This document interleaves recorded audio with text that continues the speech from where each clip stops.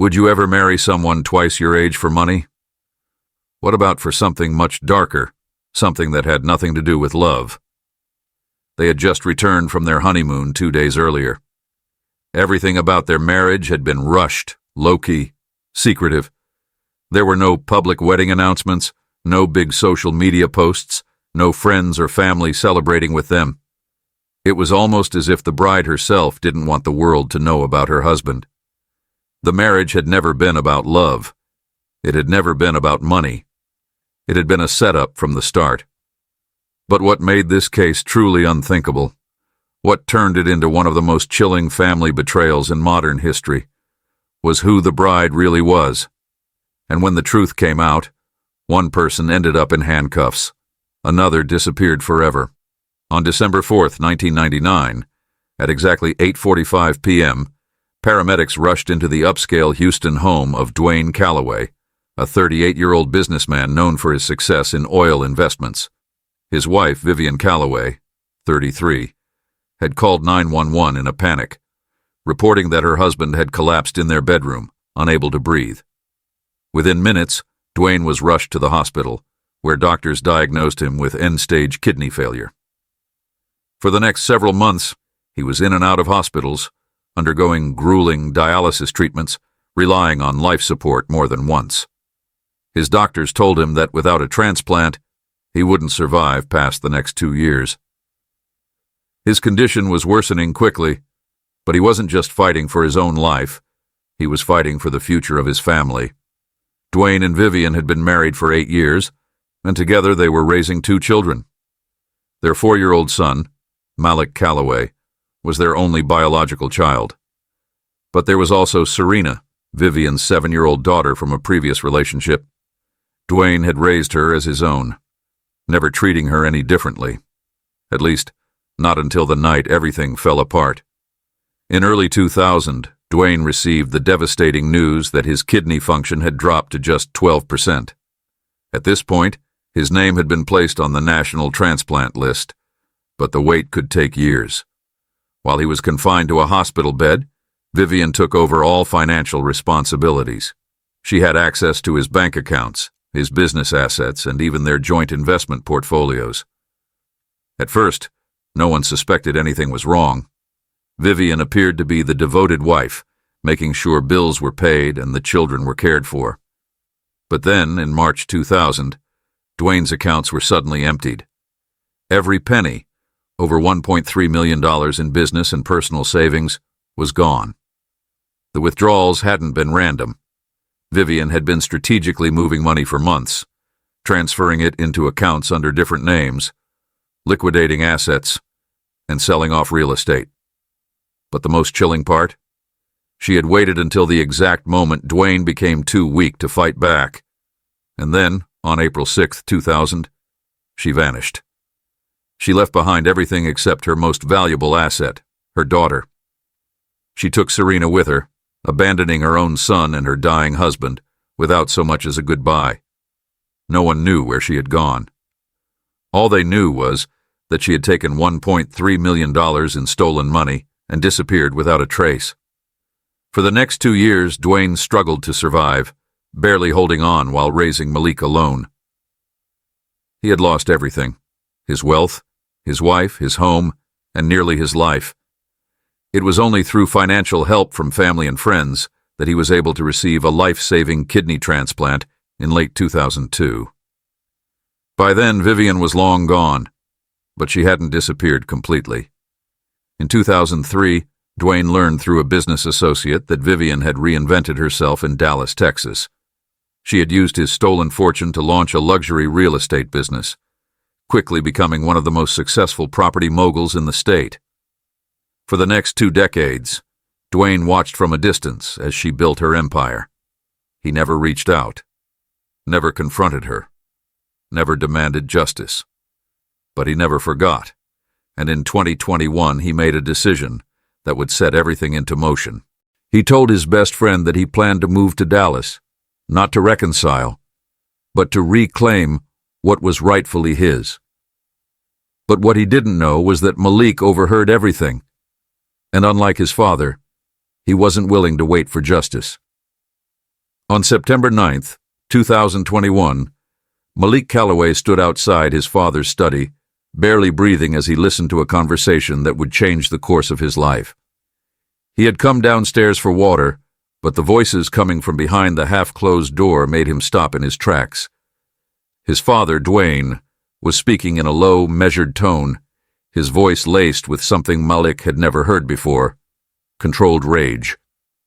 Sitting across from him was his longtime friend, Raymond Porter, a man who had been like an uncle to Malik. The two had been talking for hours, and even though Malik could only catch parts of the conversation, he heard enough. His mother, the woman who had abandoned them over 2 decades ago, was now one of the most powerful real estate figures in Dallas, Texas. The very empire she had built, the wealth she flaunted, all of it had come from stolen money. His father had suffered, had struggled, had nearly died, while she had spent the last 20 years living in luxury. And now, Dwayne wanted to confront her, to demand justice, to reclaim what had been taken. But Malik didn't believe in demands. He believed in taking. That night, as he lay in bed, staring at the ceiling, a plan began to form. His father's approach was too slow, too weak. The law couldn't fix what had been done. There were no courtrooms, no legal battles that could return what they had lost. But there was another way. By the time they relocated to Dallas in November 2021, Malik had already made up his mind. He wouldn't tell his father what he was about to do. He would do it alone. Malik spent the next 6 months meticulously tracking his mother's movements. He studied her business operations, her routines, the people she surrounded herself with. He learned that she rarely stayed in one place for too long, constantly moving between multiple properties across Texas and Florida. She was still as calculated as ever, keeping her circle tight, never trusting anyone too deeply. But Malik knew something about her that no one else did. She had always craved control. She liked to be the one who held the power, who dictated the terms of every relationship. And that was where he would strike. Using a carefully crafted alias, he inserted himself into her world. He showed up at networking events, positioned himself in places where she would notice him. And slowly, he did exactly what she had done to his father all those years ago. He made her trust him. By mid-2022, she had taken the bait. She was intrigued by him, a sharp, ambitious young man with intelligence and charm, someone who reminded her of herself. He played his role flawlessly, allowing her to believe that she was in control. And in February 2023, she made her first move, a calculated invitation to dinner, an offer for mentorship, a deeper curiosity that would soon become an obsession. Malik had done it. He was inside. By May 2023, Vivian's interest had shifted from business mentorship to personal connection. She had always been drawn to control, to dominance, to shaping people into what she wanted them to be. And Malik, playing his role to perfection, let her believe she was doing exactly that. Then, in July 2023, she made her biggest mistake. She proposed marriage. She had always chosen men for power, for status, for financial advantage. But Malik had done something none of the others had. He had made her feel irreplaceable. What she didn't know was that she was about to become the most disposable person in his life. But while Malik was playing his game, he had failed to notice someone else in the shadows. Serena Calloway, now 31 years old, had always been her mother's favored child. When Vivian fled Houston in 2000, she had taken only her daughter, leaving Malik and Dwayne behind. Over the years, Serena had been raised in privilege, molded into a woman as ruthless as her mother. But unlike Vivian, Serena wasn't careless. She had watched Malik from the moment he appeared in their mother's life. At first, she thought nothing of it. Another young man chasing wealth, another disposable relationship in Vivian's long line of conquests. But as the months went by, she started to see something different. His movements were too precise. His presence in their mother's world was too deliberate. And worst of all, he never once acknowledged her. That's when she knew. Malik wasn't just another man circling their mother. He was after something much bigger, and the only way to know for sure? She had to get close. In early August 2023, just 2 weeks before the wedding, Serena made her move. She reached out to Malik under the guise of sibling curiosity. She wanted to talk, to catch up, to welcome him into the family. Malik wasn't fooled. He knew Serena was just as dangerous as their mother, maybe even worse. But what he didn't expect was what she said next. She didn't threaten him. She didn't warn him to back off. She offered to help. Serena had no love for Vivian. She had spent her whole life being controlled, molded, shaped into the perfect successor to their mother's empire. But Malik? He was free. He had broken into their mother's world and taken control. And now Serena wanted a piece of it. That night, Malik and Serena struck a deal. She wouldn't expose him. She wouldn't stand in his way. She would even help him cover his tracks. On one condition: when it was over, she would disappear. No police, no questions, no loose ends. Malik agreed. And on August 12th, 2023, 2 days before the murder, they shook hands on the most twisted sibling pact in history. On August 14th, 2023, at exactly 10:23 p.m., a black SUV pulled off a deserted stretch of road just outside of Dallas, Texas. The night was warm, the air thick with humidity, and the land around them was nothing but open fields and scattered trees. In the driver's seat, Malik Calloway sat in silence, gripping the wheel, listening to the faint sounds of muffled breathing coming from the trunk.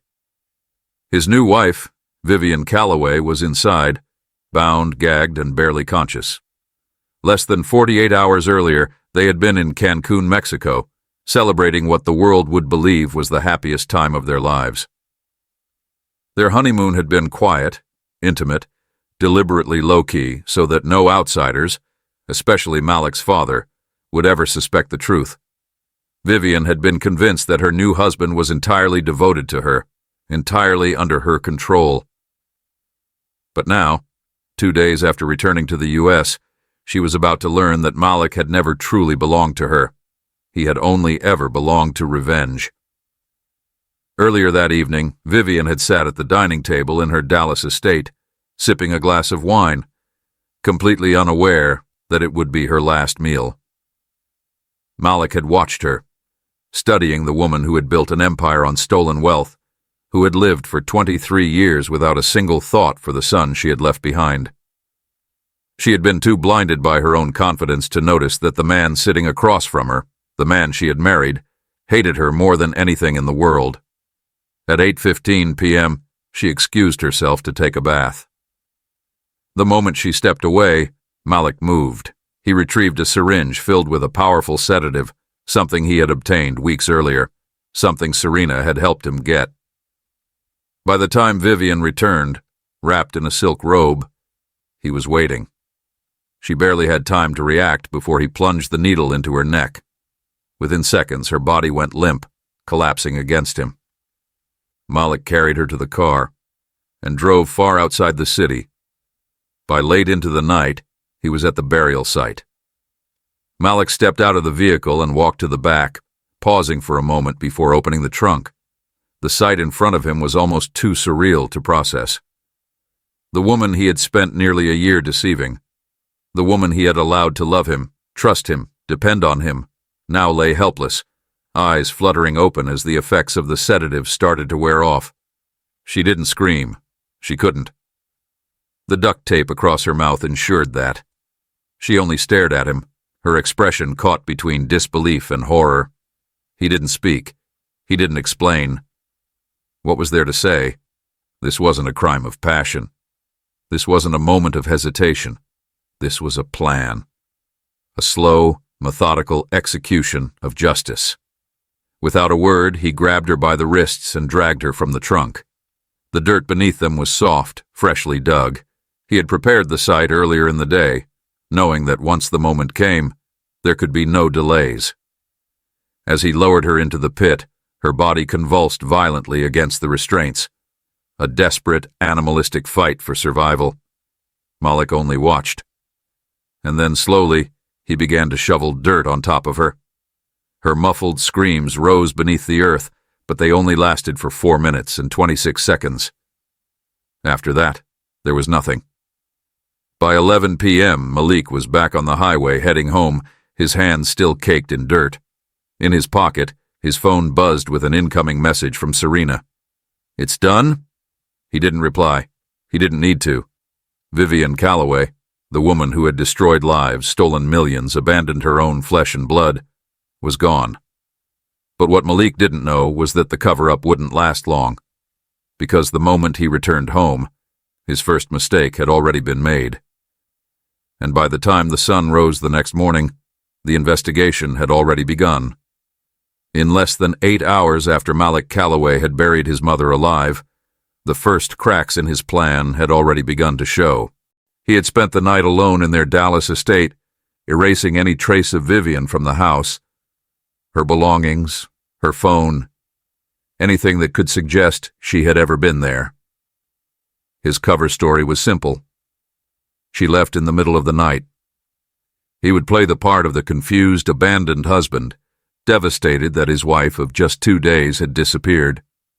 But Malik made one crucial mistake. At 7:12 a.m., when Vivian failed to show up to her Monday morning executive meeting, her assistant, Andrea Nolan, immediately grew suspicious. Vivian was never late. Never. And she certainly never missed a meeting without prior notice.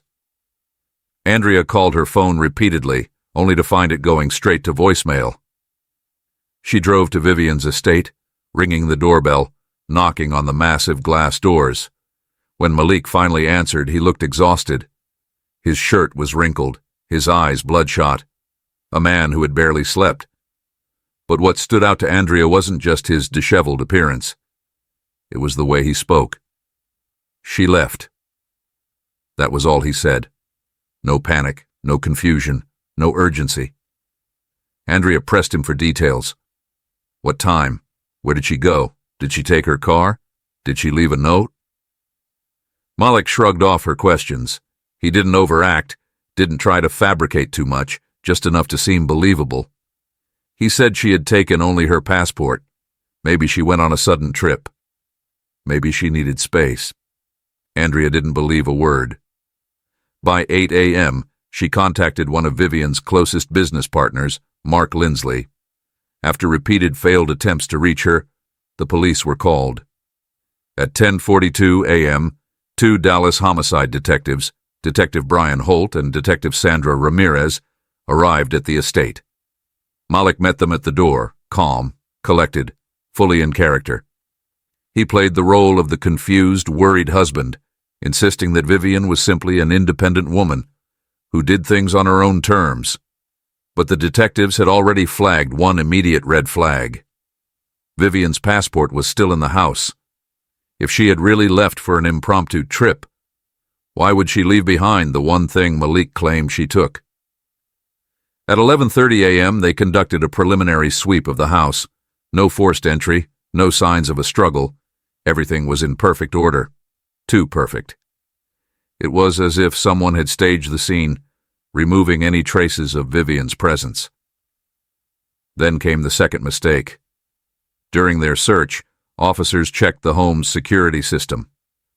Vivian's estate was equipped with a state-of-the-art surveillance network, cameras covering every entry point. But when detectives accessed the system, they found that the footage from August 13th to August 14th had been completely wiped. Malik had tried to erase the evidence, but he hadn't known that the security company kept an off-site backup. Detectives obtained a copy of the deleted footage from the security provider. They watched as Vivian entered the house on August 13th at 8:05 p.m. But there was no footage of her ever leaving. Malik's story was already falling apart. Then police interviewed the estate's housekeeper, Martha Alvarez. She had worked for Vivian for over a decade and was one of the few people Vivian actually trusted. When asked if she had noticed anything unusual, she hesitated before revealing something that would shift the entire investigation. At 9 p.m. on August 13th, just an hour before Malik claimed Vivian had gone missing, she saw him carrying a large duffel bag out to the garage. She remembered thinking it was odd. The bag looked heavy, almost dragging against the ground. Later that evening, detectives filed for a search warrant. Malik Calloway was no longer just a concerned husband. He was now the prime suspect in a murder investigation. And the truth was closing in. As detectives continued their investigation at Vivian Calloway's estate, a separate scene was unfolding across town. Dwayne Calloway sat alone in his modest Dallas apartment, watching the evening news, when his past suddenly resurfaced in a way he never expected. The anchor's voice was calm, professional, but the words sent an immediate chill through him. Real estate mogul Vivian Calloway has been reported missing under suspicious circumstances. Dwayne's body went completely still. The picture on the screen showed a smiling wedding photo of Vivian and Malik taken in Mexico. Dwayne felt like his mind had disconnected from reality. The young man standing beside her, dressed in a sleek tuxedo, looking every bit like a devoted new husband, was his son. And in that moment, Dwayne knew. He knew exactly what had happened. For nearly 20 years, Dwayne had accepted that he would never get justice. He had made peace with the idea that Vivian had stolen his wealth, abandoned their son, and lived the high life without consequences. He had buried his anger, focused on raising Malik, and never once thought that his son would take matters into his own hands. But as he sat there, replaying the words over and over in his mind, Vivian Calloway, reported missing, newlywed husband under suspicion, the reality hit him in waves. His son had married the woman who had destroyed their family, and now she was gone. Dwayne reached for his phone with shaking hands. He needed to hear Malik's voice, needed to hear his explanation. But as the call rang and rang without an answer, the truth became undeniable. This wasn't a coincidence. This wasn't an accident. Malik had planned this. At 8:12 p.m., just as Dwayne was trying to make sense of everything, there was a knock at his door. When he opened it, two Dallas homicide detectives, Detective Holt and Detective Ramirez, stood in front of him. Their expressions were unreadable, but Dwayne didn't need them to speak. He already knew why they were there. They asked if he had a few moments to talk. They asked what he knew about his son's marriage.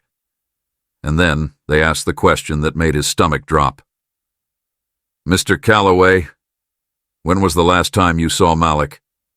Dwayne's throat tightened.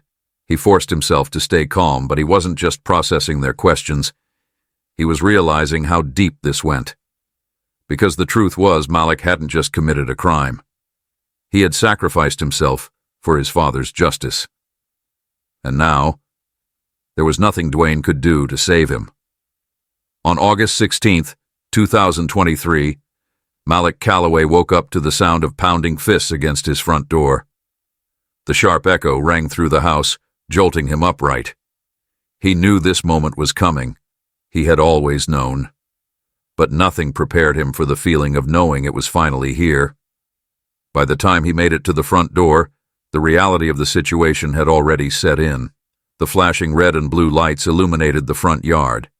Dallas homicide detectives stood at the entrance, flanked by uniformed officers. He was out of time. "Malik Calloway," one of the detectives said, his voice steady and direct. "We have a warrant for your arrest for the murder of Vivian Calloway." There was no fight, no dramatic resistance. Malik simply nodded. He had done what he came to do. Now he was ready to face whatever came next. Malik sat in a cold, windowless interrogation room at the Dallas Police Department. His wrists were cuffed to the steel table, but his expression remained unreadable. Across from him, Detective Holt and Detective Ramirez watched him carefully. They had seen criminals beg, deny, or break down in tears at this stage. But Malik Calloway, he was calm. Too calm. "We know you were the last person to see Vivian Calloway alive," Holt began. "We have your deleted security footage, evidence of a struggle, a housekeeper who saw you with a duffel bag the night she disappeared. Still, Malik said nothing. Detective Ramirez leaned forward. "Malik, we know she's dead. The question is, do we have to dig up her body, or are you going to tell us where she is?" For the first time, Malik smiled. It was a small, almost imperceptible smirk, but it was there. He tilted his head slightly, as if considering his answer. And then finally, he spoke. "Check the land records," he said simply. "Vivian owned more property than just this house." The detectives exchanged a glance. It wasn't an outright confession, but it was as close as they were going to get. By 2:14 p.m., forensic investigators arrived at a secluded plot of land, 14 miles outside of Dallas. The land records confirmed it had been purchased by Vivian Calloway years earlier, but the property itself had remained untouched until recently. The ground was uneven, freshly disturbed. Within hours of digging, they found her remains. Vivian Calloway had been buried 6 feet deep, her body wrapped in the same silk robe she had worn on the night she disappeared. The autopsy confirmed what investigators had suspected. She had been alive when she was buried. And just like that, Malik's fate was sealed. On August 18, 2023, Malik Calloway sat in a Dallas County courtroom for his arraignment. The world now knew the truth. The press labeled him the Honeymoon killer, but the real story was far more twisted. In an unexpected move, Malik pleaded guilty. He didn't try to fight the charges, didn't try to manipulate the system. When asked if he had anything to say before sentencing, he finally spoke the words that had been buried inside him for years. "She took everything from my father. I just took it back." His voice was calm, measured, not regretful, not angry, just final. And with that, the court handed down its verdict. Life in prison, no possibility of parole. But while Malik was led away in chains, his half-sister, Serena Calloway, was already gone. She had kept her end of the deal. She had helped him get close, had given him access to resources, and had played her part in covering the tracks. But she had always known that when this was over, she couldn't be around for the fallout. She boarded a plane to Dubai. She had transferred millions into offshore accounts, changed her identity, and disappeared, without a trace. On August 25, 2023, Dwayne Calloway sat in the courtroom as his son was sentenced to life behind bars. He hadn't spoken to Malik since his arrest, hadn't been able to bring himself to visit him. Because the truth was, he didn't know how to feel. His son had given him justice, had sacrificed his own future to avenge what had been stolen. But at what cost? Now Dwayne had his money back, but he had lost his son. And as Malik was led out of the courtroom in cuffs, he finally turned to his father. For the first time since it all began, their eyes met. No words were exchanged, because there was nothing left to say. At 62 years old, Dwayne Calloway was finally a wealthy man again. After months of legal battles, the courts ruled that all assets belonging to Vivian Calloway, including her real estate empire, would be returned to him as part of a financial restitution settlement. For the first time in decades, he had everything he had lost, but none of it mattered. His beloved son was the sacrificial lamb. The case of Malik Calloway became one of the most twisted familial crime. The story of a son marrying and murdering his own mother for revenge captured people's fascination with divided opinions. Some called him a monster, some called him a martyr. But the only truth that mattered was that his story was over. And somewhere in a maximum security prison, Malik sat alone in his cell, staring at the walls, knowing that no matter what the world thought, he had already won. Because Vivian Calloway would never steal from anyone again. If you were in any of this character's shoes, what would you have done? Drop your reactions in the comments, and don't forget to subscribe to our channel for more cases you won't find on Google. See you in the next video.